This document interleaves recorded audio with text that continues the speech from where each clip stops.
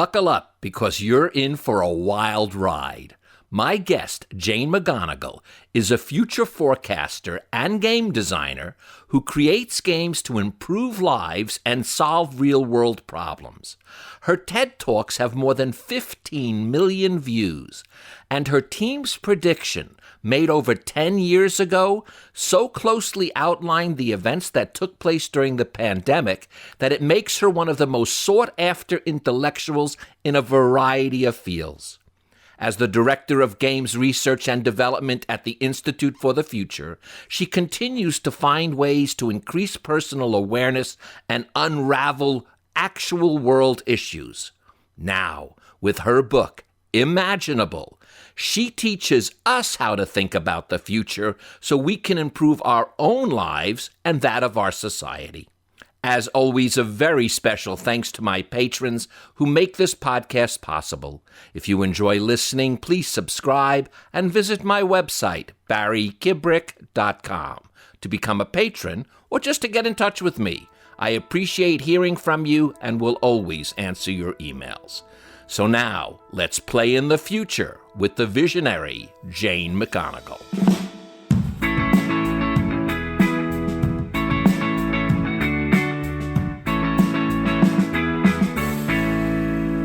Jane, it is such a pleasure to have you here with your book, Imaginable, How to See the Future Coming and Feel Ready for Anything. As I told you before, I had your lovely sister on my show when it was on PBS, and we had a great time. I'm expecting the same now. Both my sons are enamored that the fact I have Jane McGonigal on the show. They're major gamers, and my son, and one of my older son was involved in gamification and still follows you closely with Super Better. I guess it's one of the apps he still uses. So welcome. Oh, amazing, Barry. Thank you. I feel very welcomed, and I'm looking forward to our conversation. Well, what I found interesting is when I started the book, I thought it was going to be about how you are a futurist. And it says that, but the truth is the book is really totally designed to make us futurists. Correct. And as I'm reading this, I'm going, oh, this is cool.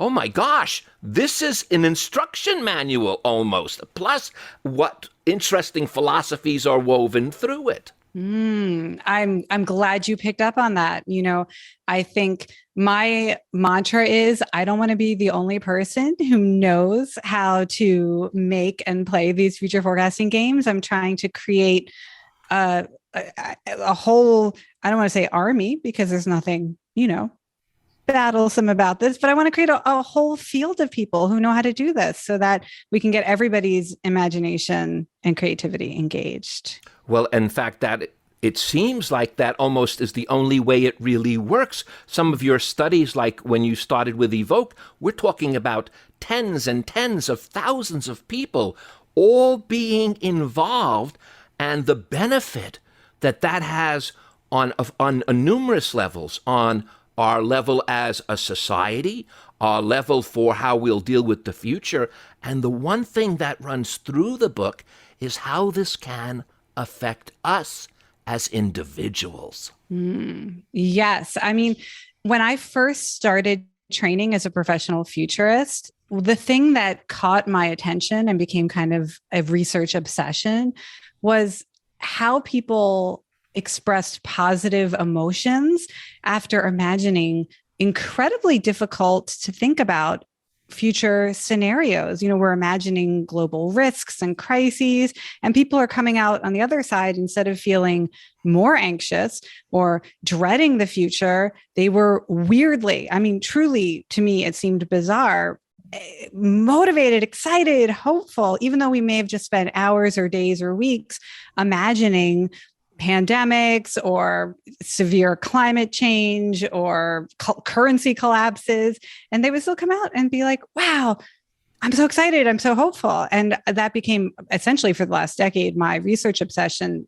How is it that engaging with such tough topics actually yields more confidence and hope and optimism rather than, essentially traumatizing us with pre-traumatic shock about what we might have to live through.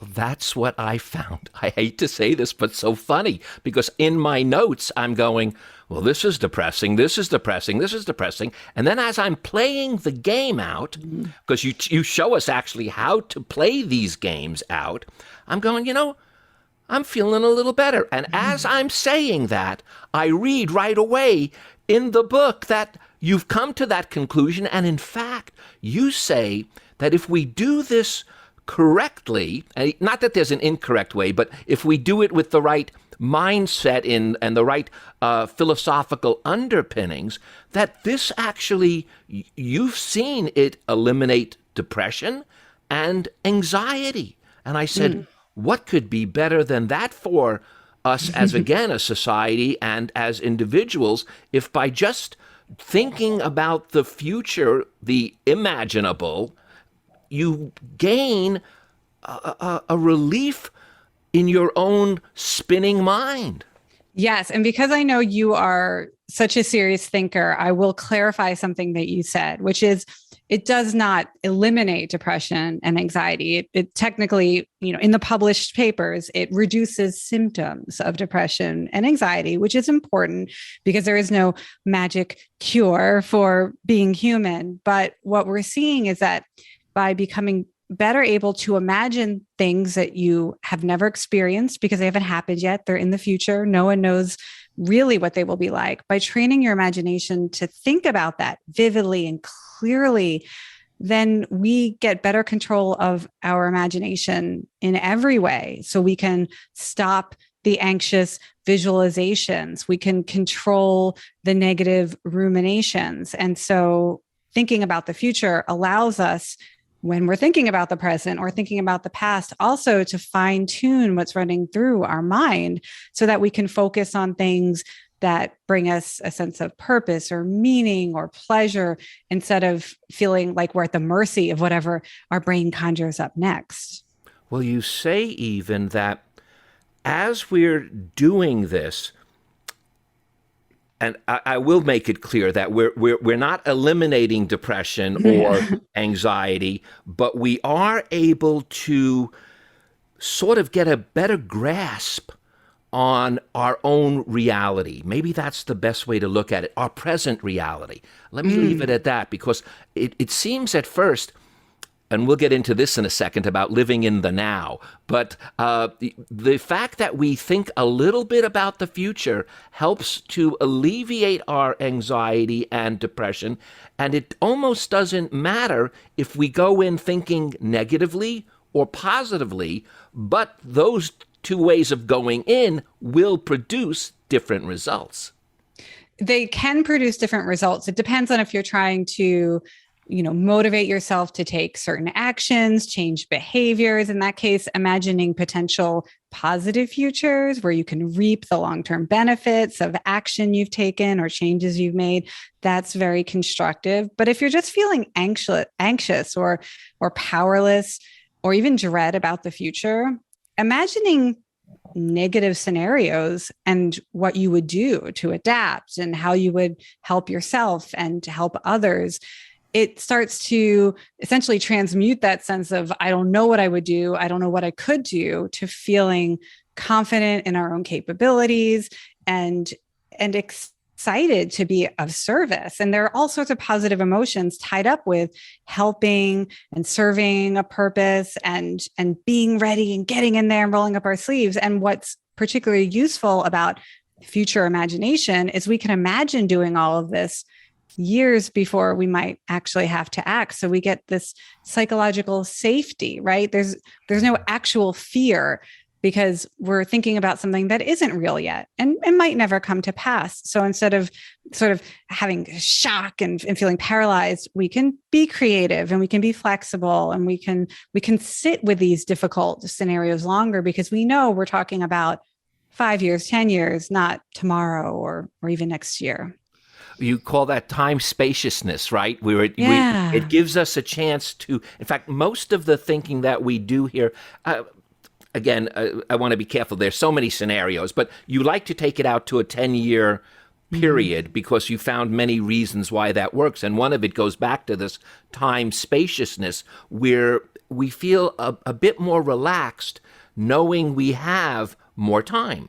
I mean, think about if you make a New Year's resolution, or you want to change the world, you want to be a social activist, or you want to change policy.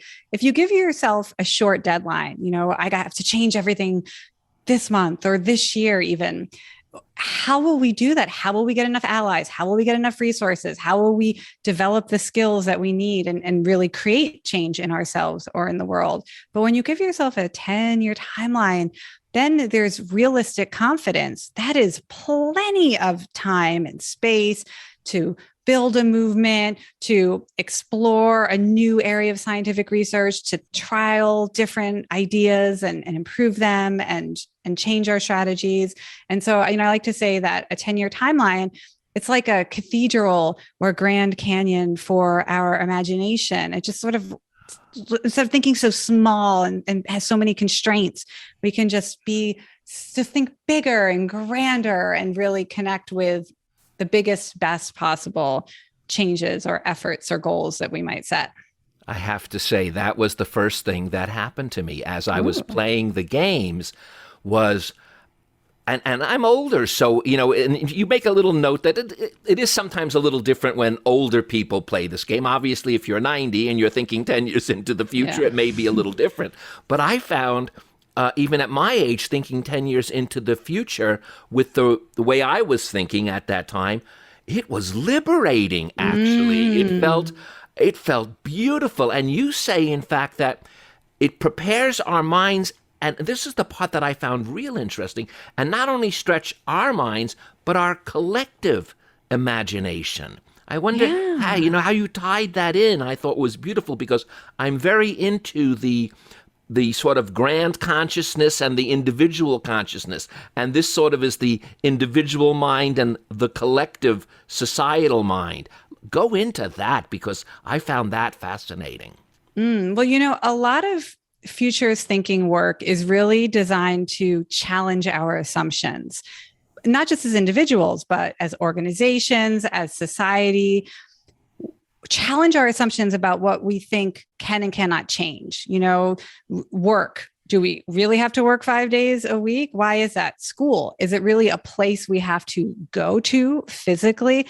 We're trying to give people permission to unpack all of these assumptions and just sit for a moment in your mind. What might happen if school wasn't a place we went to, or if 3-day work weeks were the new normal, or we didn't have strict border policies? And we try to help people sort of imagine these alternatives we can look for signals of change. Well, here are companies or towns or countries that are trying these new things. What do you think it would be like to live under this law, or to work with this policy, or to have a home that, functions in this way? And when we sit with it and really bring it into our own lives, and well, here's what my daughter might do, and here's what my dog might do, and we can make it personal, then we can really see more clearly that there are alternatives to today. And the collective imagination should be full of alternatives and full of possibilities. And we don't have to feel stuck with how things are today. And if there's any, silver lining to the COVID-19 pandemic, what I hear from people is at least it gave us permission to pursue radical change. Even if we pursued it in a temporary way, we're going to shut everything down, or we're all going to work this way or study this way. It was temporary, but at least now we see that there are alternatives, and maybe we can come up with some better ones than what we've been living with under crisis mode.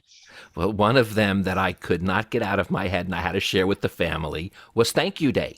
I could tell by reading Thank You Day, it was one of your favorite ones. I don't know why. I could just tell because you can't help but think about. And by the way, and you even let us know, there could be negative drawbacks to this as well. Everything, in fact, you say We'll get into it in a second about the positive and shadow imagination. So we'll talk about that. But Thank You Day was, I don't know why, that just said, how did you come up with that? It sounds, that's so cool. I'll tell you, you can be literally the first person who has heard the true story behind Thank You Day. But I will preface it by saying, one of the things I've been intrigued by in the past couple of years as I look for signals of change and drivers of change, like what will create the future next, is the idea of American reconciliation. How do we heal the social divisions across political parties or across beliefs and behaviors, which have only been deepened and entrenched further during the pandemic? What might help create a more common identity or build up trust in others so that we don't have such a fractured society. And so I was looking for ideas that might speak to that. What are our most creative reconciliation ideas? And so this idea that we might, instead of the government just giving us cash stimulus, which it has done, here's a check for $400 or $500 or $1,000, that maybe it would give us a cash stimulus, but it would give us a double amount, and we would have to give it away in 24 hours to somebody who had helped us. And that maybe by allowing everybody this, it's a superpower. If you can give $1,000 away to a nurse practitioner who helped you, or your favorite high school teacher, or, somebody who works at the local public park and they're just always there making it beautiful, to be able to be generous in that empowered way and say, like, thank you for being of service. That's the sort of, that might create we just need some more good vibes. But do you want to hear the real, like, a lot of times with futurist scenarios, they're rolling around in our imagination for years before we come up with a version that feels realistic and plausible. And the first version of the scenario I came up with years ago to think about the crisis in public education systems. I mean, all education, but really the gap between what we pay teachers, and both of my parents were public school teachers their whole career until they retired. And, we don't pay teachers anything remotely resembling their contribution to society. In some countries like Korea, teachers are extremely well paid and they're revered for the role that they play in society. So I imagined, what if there were a policy where a certain portion of your taxes, you designated a favorite teacher. And when you graduate from high school or college, you pick the teacher who's essentially the government, instead of taking that money to spend on, military tanks or whatever, that it's a stream of extra income for teachers. And so there'd be like the ceremony where you look back at all of the teachers who taught you and you pick one. I mean, for me, it's just pleasurable even to think about all the teachers who've helped me and how I would make that decision. And, we're still trying to figure out how to pay teachers fairly. So, we can think of these wild ideas, and maybe they'll help us. We don't have to be so wild in our actions, but they can unstick our minds to consider new approaches. Unstick your mind. You just said it. That's you dedicate so much to just that concept, unsticking the mind. Yeah. I mean, our brains are amazing machines, but they do have a few processes that kind of get in the way of us making change or being accepting of change or preparing for risks that we've never personally experienced, right? So we have this normalcy bias, and our brain on any given day is thinking, well, what have I seen before? So I know what to expect next. What are the patterns that have historically been true, so that we're not walking around in this constant heightened state of what's going on? I can't make sense of it, right? Like that feeling of, I don't understand anything. What am I doing? The brain wants to be relaxed and, assume things will probably be more or less like they were yesterday. But that is a real problem when change starts to happen. We definitely experienced that with the pandemic, where even as we were watching what was going on in Wuhan, the rest of the world is saying, like, no, I think we'll be fine. Like ignoring that signal of risk, that signal of change. And then it became Italy's problem and then New York City's problem. And we're just so stuck in assuming, if we've never lived through something, that we never will. And so we do benefit from, mental habits or playing creative brainstorming games that let our brain turn off that normalcy mode and go into default mode where we're conjuring up new ideas, new experiences, things that we don't have, facts to draw on, but we can imagine them with the same vividness of reality. So they become more plausible and maybe motivate us to take action around them. Well, you say that there's positive and shadow imaginations. Mm-hmm. And I think that's important to get into because, as you said, whether it's positive or negative, the results could always have a positive effect or may not. It could go the other way. But it's interesting how both the positive and shadow imagination, when you blend them both and utilize them both, you really do delve deeper into your own creativity and, like you said before, what possibilities there are that can be changed in a system. Yeah. So when I introduce people to a new future scenario, usually the very first thing I ask them to do after they've read it or they've watched the video, they've absorbed what is true in this new world. This is a world in which cars are completely banned in cities, or this is a world in which, 3-day work weeks are the new norm, or whatever it is.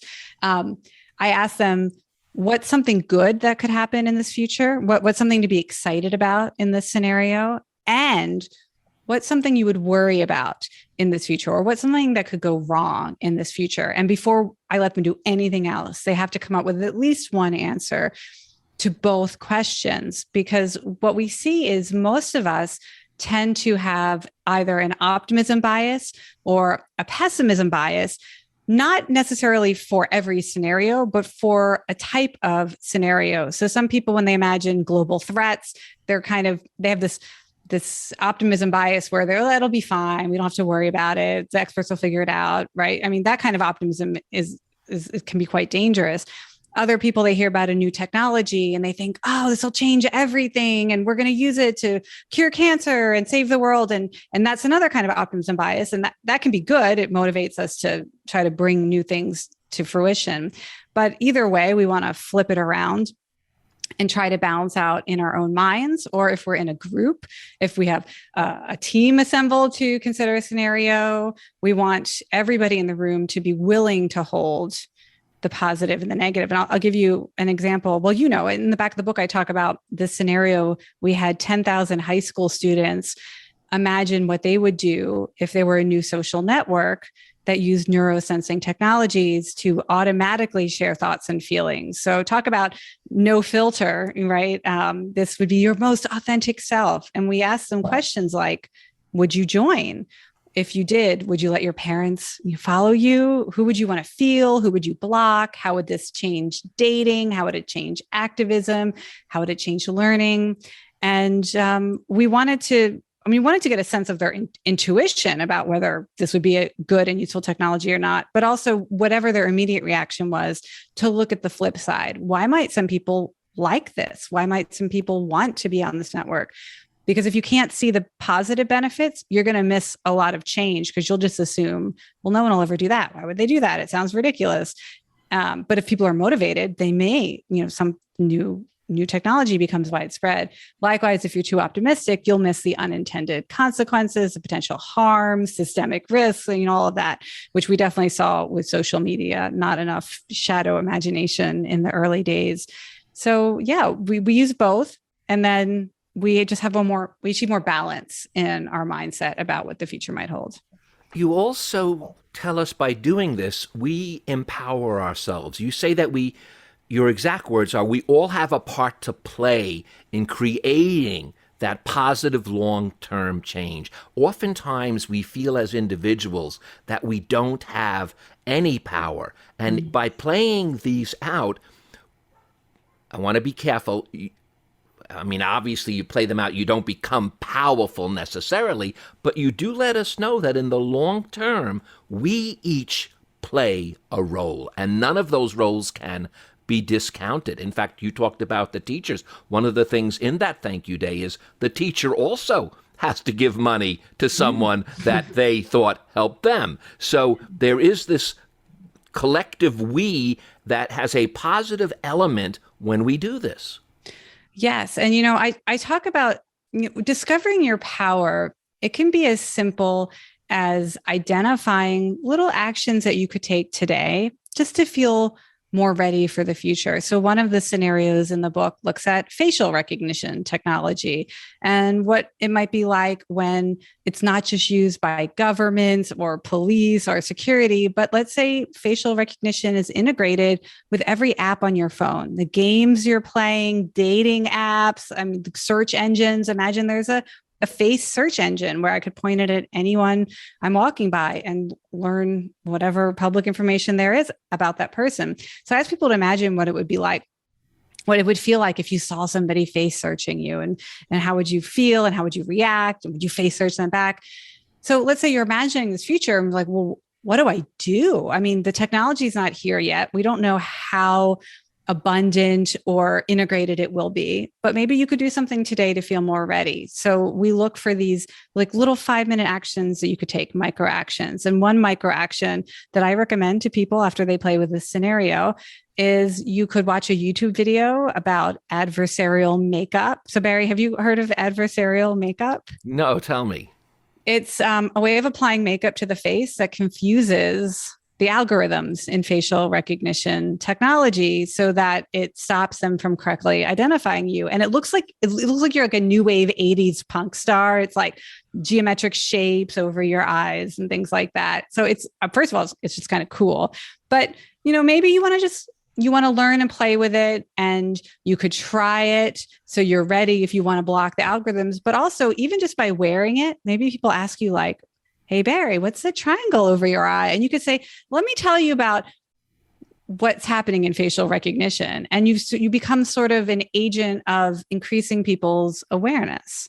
I said I didn't know what it was, and now I do after you explained it. But here's the fact. I've experienced it so much when I talk with my granddaughters on our Zoom link or on iPhone. My grandchild is constantly doing stuff to her face while we're talking. She's playing with some app that'll put, like you said, triangles here. And it's kind of, for me, it's a little annoying, but it's a lot of fun. But they're already playing with that stuff. At least my grandchildren are. Yes, the filters, the snap camera. I realize that's a little different, but it is. One of the things we do as futurists is we look for like hard to see patterns. So what you're saying is, and I have 7-year-old daughters, so they love playing with this camera too, the filters. What we're seeing is there's this playfulness, this approach to how do you see me? How do I look? Maybe this generation isn't afraid to put really dramatic makeup on their face because they're already used to dramatic makeup on these Zoom rooms and on their snap cameras. So maybe they're more likely to adopt this technique that has the side effect of messing with facial recognition, which is cool. So you can see like, oh yeah, this suddenly becomes a more plausible future when you think about the other factors that might make it likely. Well, that's part of the thing you want us to do in when we think like futurists is to pick up the things that are already trending and then take them to the extreme, or however you want to phrase it. And this would be a classic example of that. Yes, absolutely.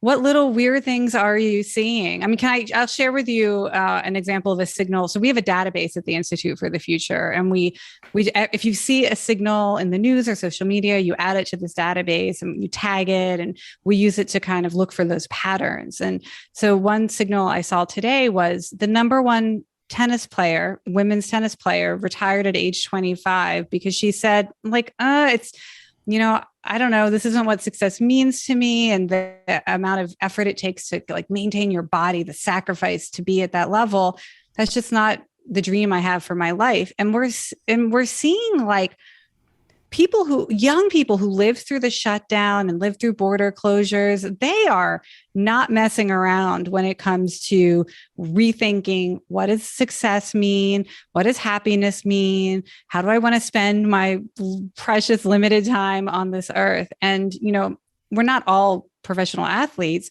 but when you see somebody who has so much to benefit and so much to achieve, walk away and say, like this, like, I'm not going to grind. I'm not going to burn myself out in service of society's definition of success. you can start to look for other examples of that and really start to think the next couple of decades, we're going to have a different relationship to energy, how we expend it, how we save it, like our physical energy, our mental energy, our spiritual energy, and not wanting to burn it or to throw it at things that are not truly meaningful. And that makes me feel hopeful for the future. Another way to play this out too, you say, that allows us to think with new eyes, let me leave it at that, is to switch from the first person when you're looking at this to the third person. And you say it's a huge empathy booster. And I always believe that, because most good people, and it's so sad, they have less self-esteem and self-love usually than bad people. Bad people usually, they think they're great. Good people think they're not worthy enough so often. So I think it's important, especially as we're playing these out in the future, like you say, that we sometimes switch from that first person to that third person, so we actually see a clearer version of ourselves that will be in the future, and have more empathy for not only others, but for ourselves. Yes. I mean, there's so many intersecting ideas here that you've pulled together. I mean, I want to say that when we play with future scenarios, we learn massively more if we invite others to play with us, so that we can literally see the future from someone else's point of view. So, if we're talking about a climate migration scenario, and there's one in the book, and it asks you questions about your tolerance for climate risk. Like, how many extreme heat days are you willing to tolerate where you live before you would want to move to somewhere with a safer climate? Or how many severe air quality days or wildfire evacuation watch days? And you can answer these questions for yourself. But what's really interesting is when you bring a group together and people share their answers and say, what are your barriers to moving? What would stop you from moving?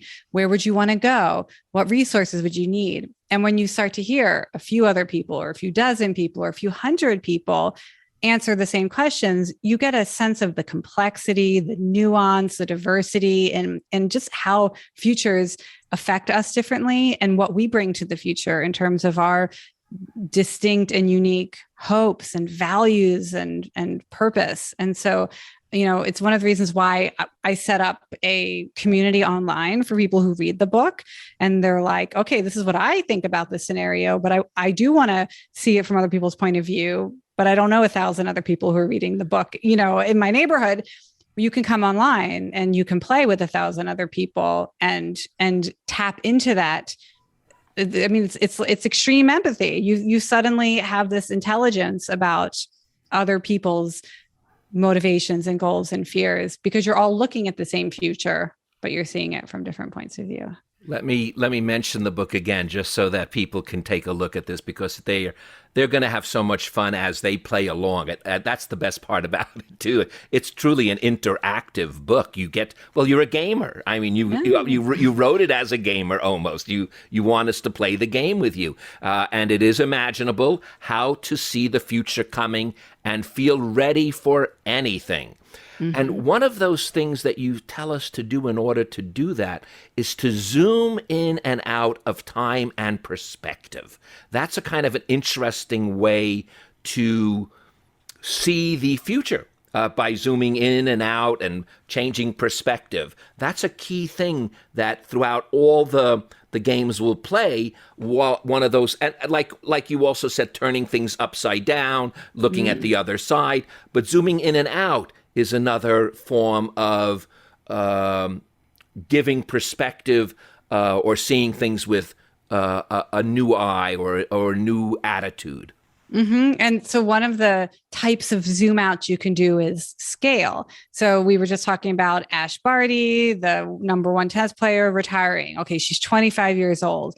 What we try to do to create our future scenarios is we zoom out on, let's say, scale of impact. How common is that?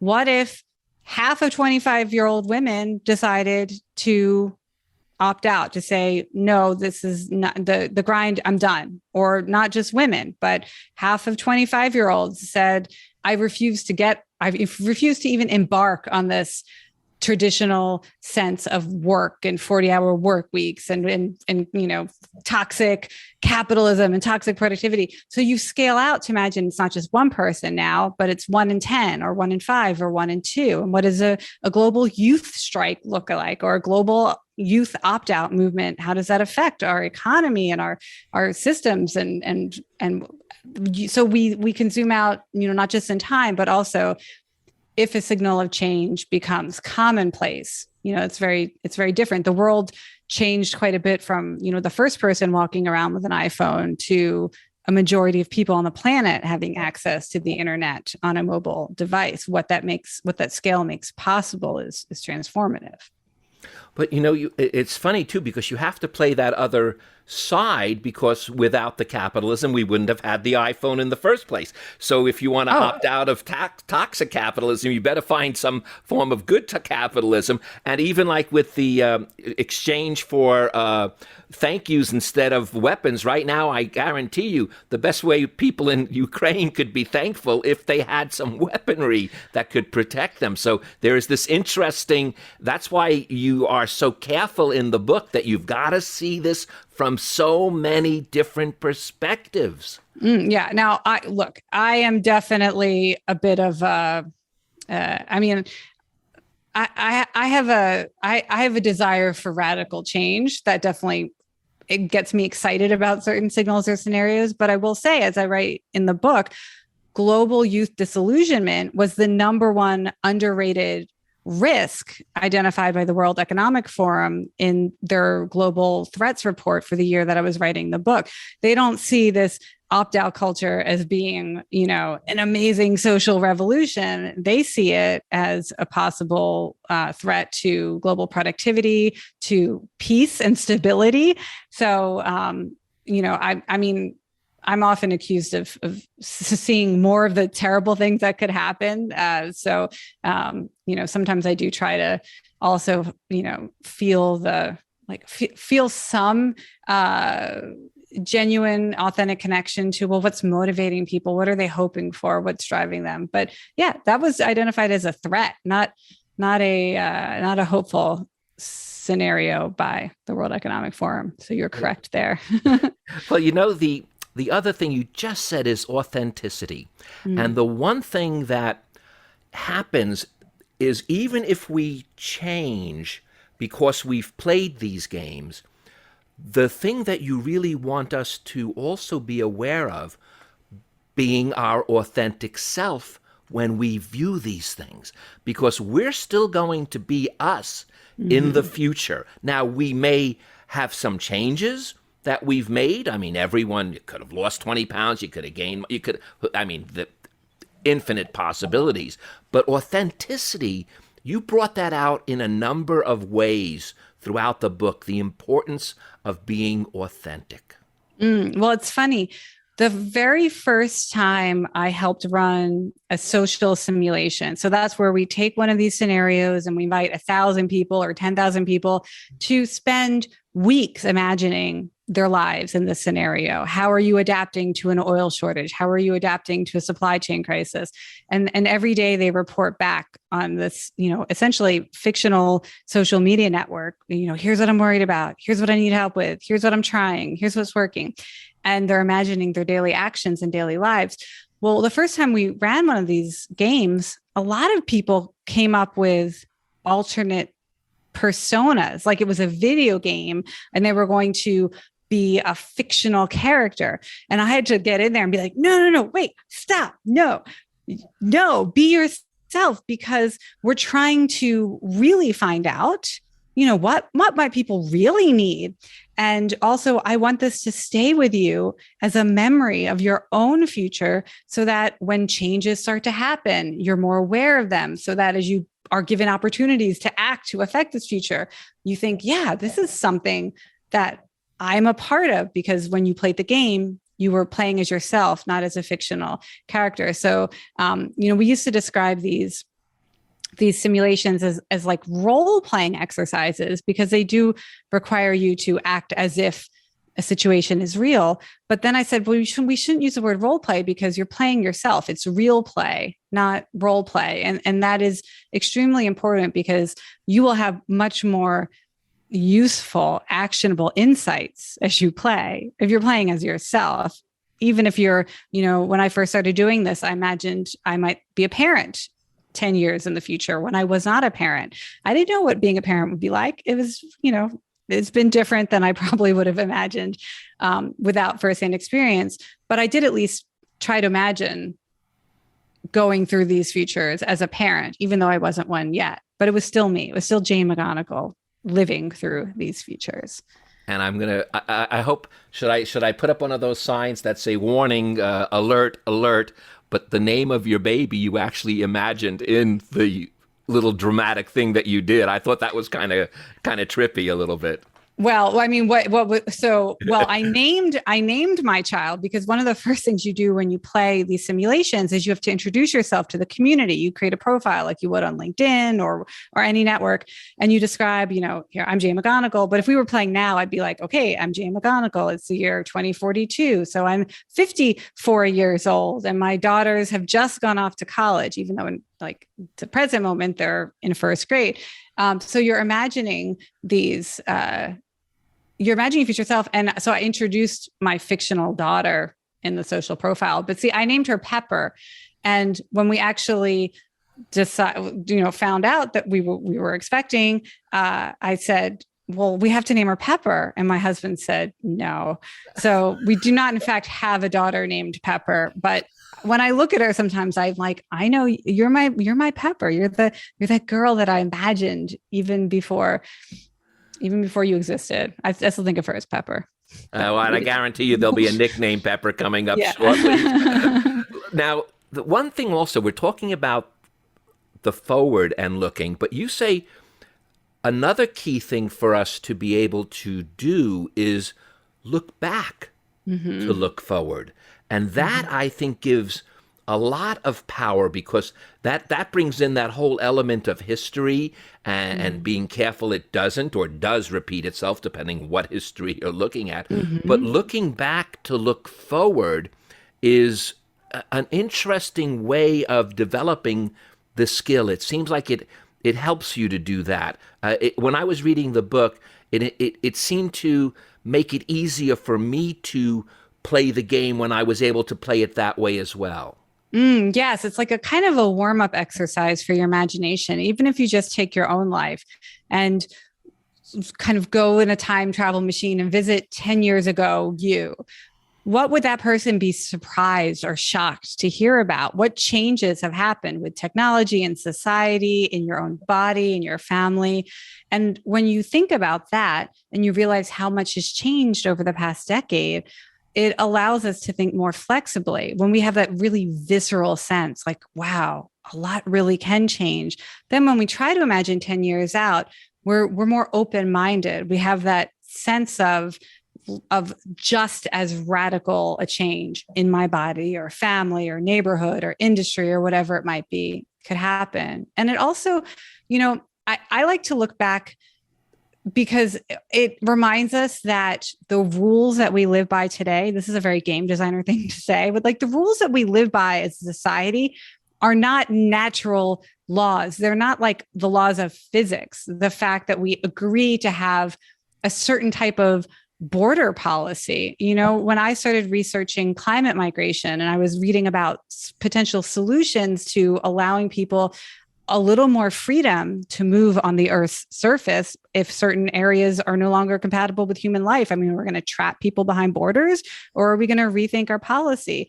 And I learned that, and this is me being sort of dumb, but you go back more than 100 years ago, border policy did not exist. I mean, if you could get there, you could live there. Congratulations. And to remind ourselves that the laws, the policies, the customs, the traditions, when you look back, you can see wait a minute, somebody decided this. It was a choice. And if we could choose this, then we can choose something else as well. Well, by the way, you are never dumb, Jane. There's no way. So don't even take that. I may have to edit that line out. But you know what? But it is interesting because you let us know that this is not just an exercise in fiction. It really is the ability for personal exploration. And I want to focus on that because we're talking so much about societal change. And yet, the book really does allow us to focus on the personal changes that we make when we think this way and play this way. Yes. And one of my favorite exercises or games, you could call it a game, an imagination game to play with people to allow them to experience that personal transformation is to imagine yourself waking up 10 years in the future. And just as sort of as a warm up, you can imagine yourself waking up tomorrow and think about all of the details you would have. You would know what room you're waking up in tomorrow.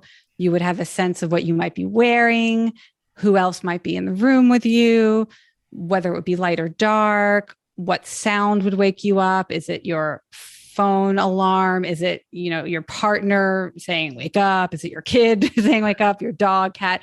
You would have all these details. And you would probably also know what's the first thing you do. Is it make coffee? Is it, check your phone for the news headlines? You would know what actions you would take, what you're thinking about. Are you excited? What mood are you in?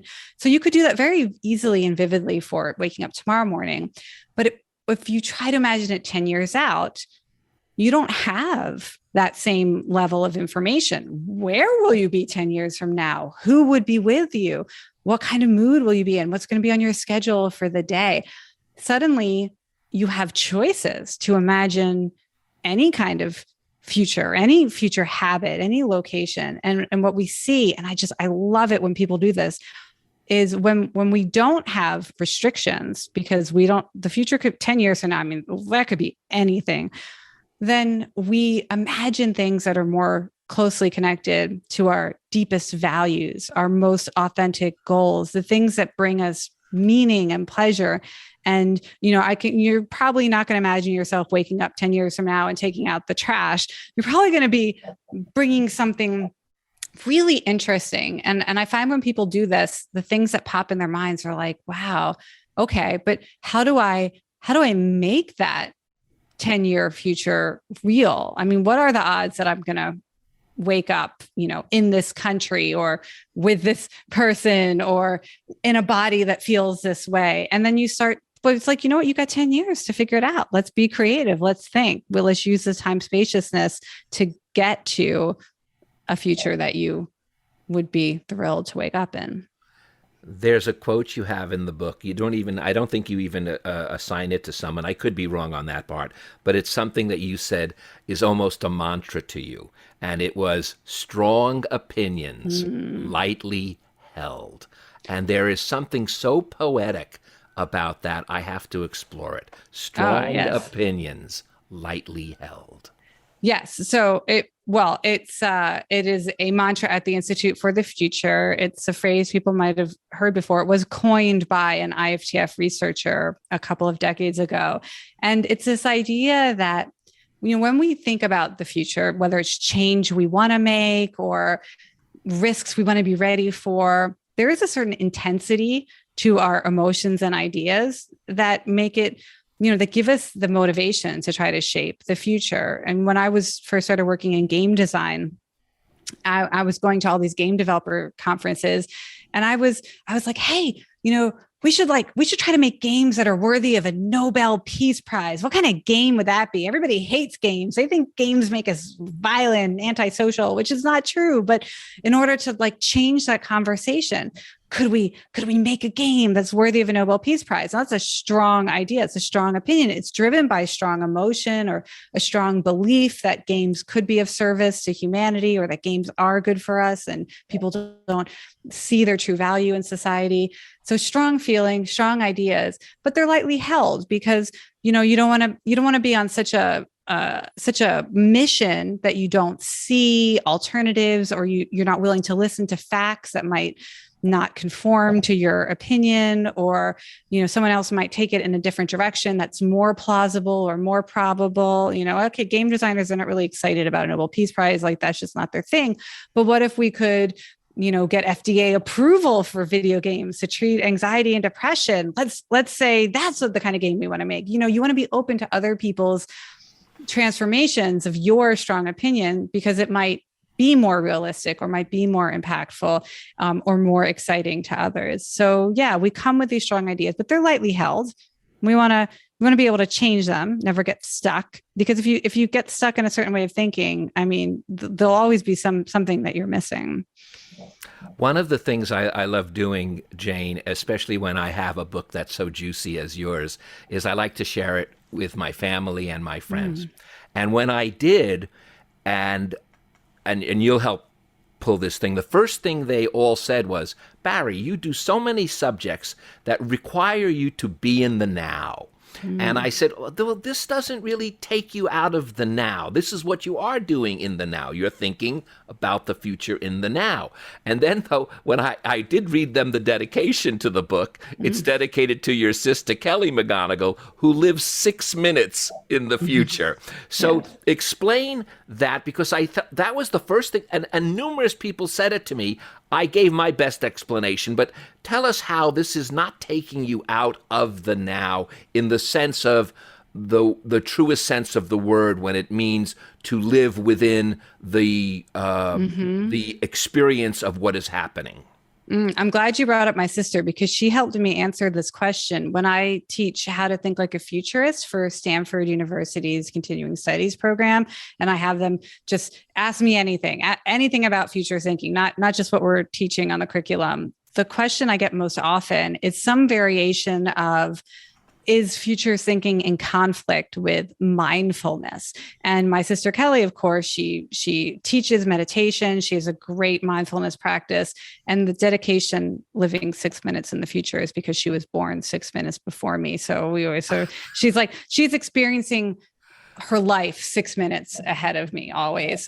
That's what the dedication means. But it is, it does, she helped me explain to my students, when we talk about mindfulness and Zen philosophy and being present in the moment, one of the things we want to be present to is the opportunities for action, right?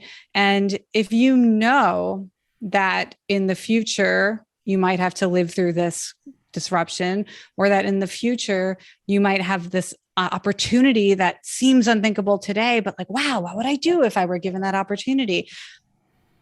By imagining the future, what we're really doing is increasing our awareness of our opportunity to take action today to shape the future, because we're all going to get there. It's like it's the most equitable thing in the world. Nobody reaches tomorrow faster than anybody else, right? We're all going to wake up in the year 2030 or 2040 or 2050. If we're alive, we all get there at the same time. And what we can transform is our relationship is to, how aware are we of all of the decisions that we're making now and all of the choices we're making now that will decide what that future is. So we're thinking about the future in order to increase our awareness today. Well, I said before how there's an empowerment, and there's another quote in the book that I want to follow up on, and it falls in similar lines with that. And I'll read it exactly from the book. If future risks have anything to teach us, it's that we all will be needed. And I think that is such an important message, because we oftentimes think the future is only for those that are in the elite class, whatever that might mean to you, by the way, or to anyone, or they're in the wealthy class, or they're in this class. But as you emphasize, this is something where we're all going to be needed. Every one of us plays a role, and it's that old, throw a pebble in the pond and watch it ripple. We each play a role, and we need to take that seriously. And as I say, it's empowerment, but it's the truth. It's not a false empowerment. It's the truth. It is the truth. And the deepest truth of all is that every day we are using our future power, whether we realize it or not. Every single day in our actions and in using our voice, that we are shaping the possibilities of tomorrow. And you know what I just want to encourage people to do by practicing with these creative games and these future thinking habits is just to understand that power better so that we can use it purposefully, or use it intentionally. Well, you say that the key question is what can change is not what can change in the next decade, but what should change. And I think that's it's a slight enough difference with a gap between it that is so large, it's unbelievable. Yeah. Yeah. I mean, yes. And that quote is from the chapter, Heal the Deeper Disease, which is all about, as we imagine the future world, trying to understand what pre-existing conditions that will bring to it.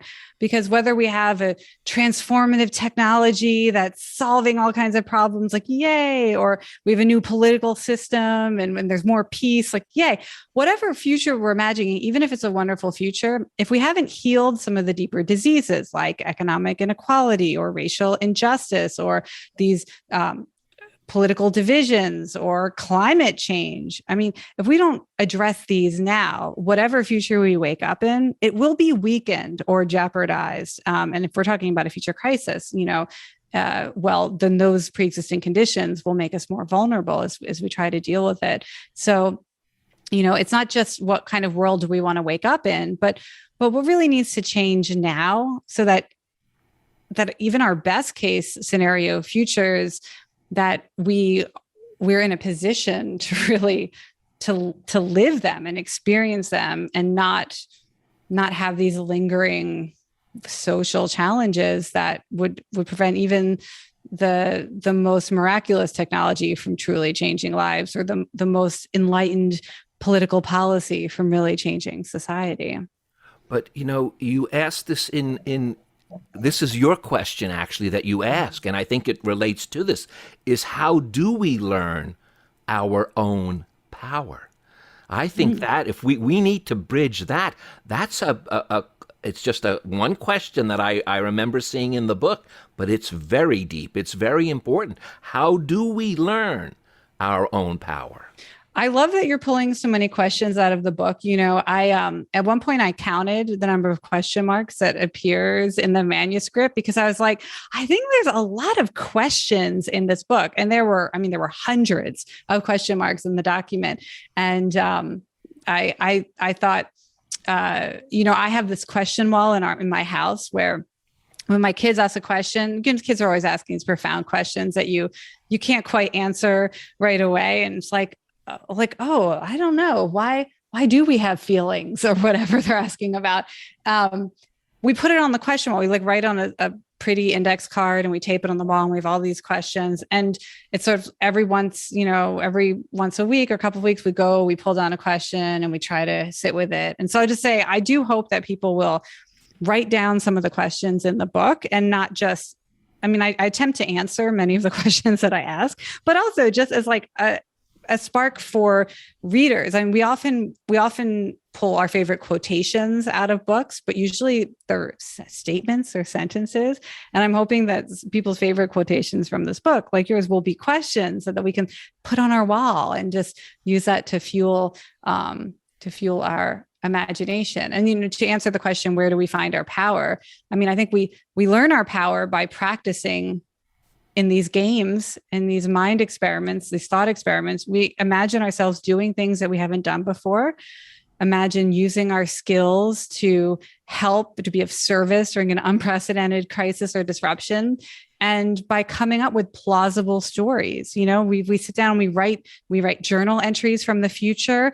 So as you write an entry in your journal from the future, with as many details as if it were a memory you'd already lived, and you're describing, here's how I welcomed a climate migrant today, or here's how I voted in the geoengineering election, here's how I made my decision. As you're writing this down, it becomes vivid and clear to you the power that you do have to use your voice or use your skills and abilities and actions to change your life, change society. I do think about society a lot. I do tend toward the collective probably more than the individual, but that's my bias. It's not a bias. It's the actual truth is I say the actual truth as if I am the source. Okay, I can play that. It's my show, right? The actual truth is it's both. Yeah. It's a we-me situation. I just had this wonderful conversation with Peter Henson, who is a business futurist in many ways. And he also uses the we and me.